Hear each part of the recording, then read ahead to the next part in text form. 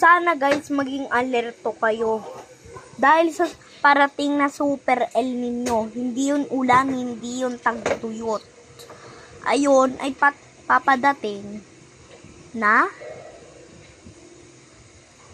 bagyo o kaya tagtuyot. Hindi lang yun iisa. Dalawa yun. Lahat ng mundo pwedeng mamatay dahil sa init ng Super El Nino. Maging alerto tayo. Ayan na guys. Ngayon, nagsimula na. Umuulan na dito sa bandang Luzon. Ayan guys, umuulan na dito sa amin. Basang-basa yung labas namin. So, pati Amerika kasali na rin dyan.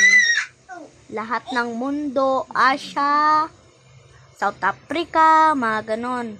Kasali na po yun. Kasali na po yun. Pati po yung Pilipinas, China. Kasali po yan sa Super El Nino.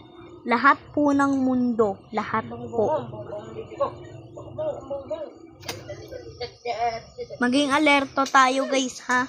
Kasi ang Pasipiko natin ay pwedeng uminit.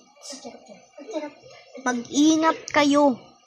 Ang mag-iingat lang ang Pilipinas at ang mga Amerikano. Dahil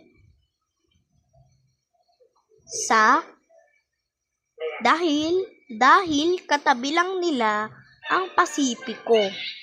Ayan guys, katabi lang nila yung Pasipiko. Sana walang mamatay sa ating lahat.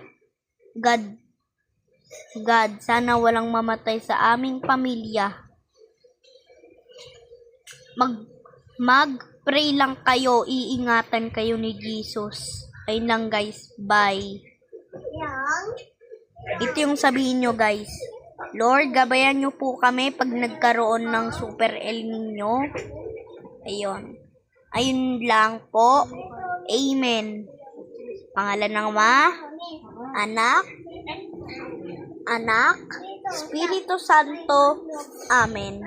Kung hindi ka Katoliko, wag ka magganon. Ayun, ay pang Katoliko lang. Walang iglesyang ganon. Ayun lang guys. Bye!